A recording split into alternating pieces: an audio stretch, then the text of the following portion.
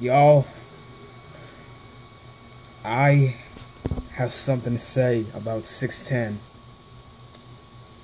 The Tennessee Valley Railroad Museum said that big things continue at the Tvrm Soul Shops on August 6th, which is today.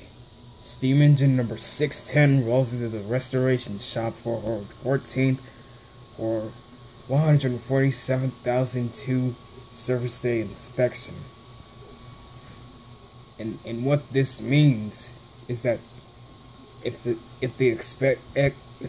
inspection goes well, 610 will be restored. And in fact, she is. Take a look at this video. What happened?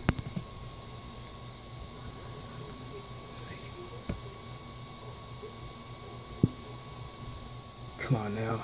Alright, here we go.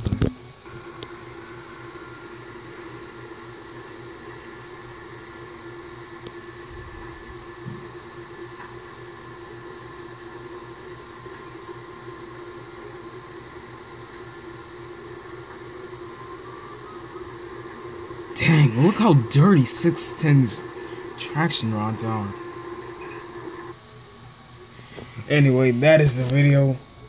And I don't believe this, y'all. 610 is actually gonna be restored.